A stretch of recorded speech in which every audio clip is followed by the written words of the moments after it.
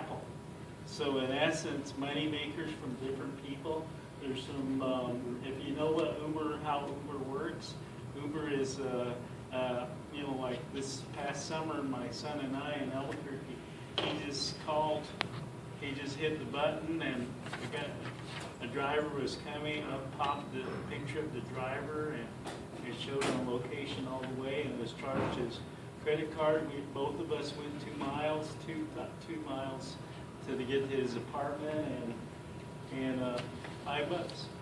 So it was very reasonable as far as that's concerned, and the drivers could be at one spot and they go to another, and tells you a lag time on that. We thought that might work here in Farmington.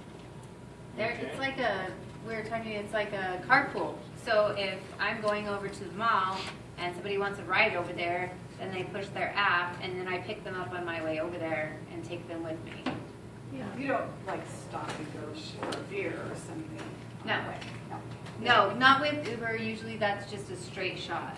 So this is all over Denver right now. It's really, yeah. Yeah, okay. New York. Unless they're agreeable, if everybody's agreeable. Everybody go. Yeah, Everyone.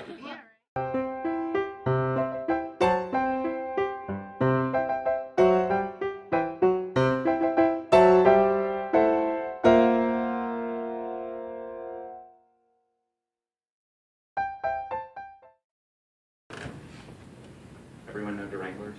What Duranglers is? It's the fly fishing shop in Durango. And the NPR reporter was talking to him, and then she finished the interview, and he was basically saying, "Yeah, my guys, they haven't had work for a week now. You know, I basically have 20 people that I can't pay. You know, this is a disaster for my business." Then she finished the interview and she referred to Duranglers as a bait shop. In other places, and how pollution's cleaned out of rivers, and what they can do, you know, what can be done here. And we've researched as far as Saudi Arabia, so we found that you could use corn cobs and corn husks to clean up oil and stuff, and then you could just sweep them away with the skimmers. So, and we've found millions of solutions, and the kids are picking their best ideas for a contest.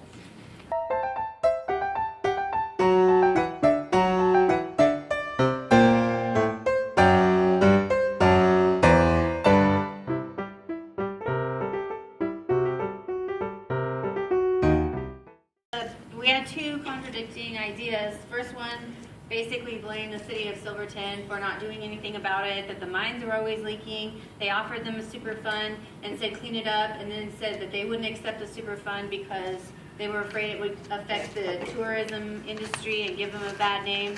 And then Silverton came out and said, we've been trying to deal with this problem for over 20 years. The last mine was closed down in 1991, and these idle mines are just sitting there.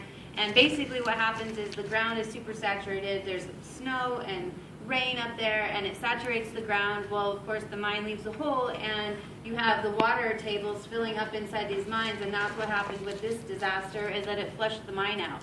And everything that was in that mine was naturally occurring anyway. The reason it was orange, that they believed, was because of the iron plating that was inside of there. Maybe some of the rust is where they got that color from. But all this stuff, all the water that actually naturally goes through the ground up there, carries down everything, including the arsenic and all the ores and the metals and everything, and that ends up in our animus and all of our rivers anyway. So it wasn't really anything that was not in there before, or anything that had never been in there before.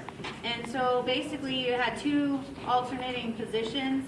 You had one that was accusing, and then Silverton that said, no, we've never had the funding before, but now we're trying to do it. So that was one of our solutions, is that maybe we thought that they could accept more funding of some type of cleanup, or they even suggested putting in a water treatment that would address the acid mine drainage that naturally occurs and protecting the watershed.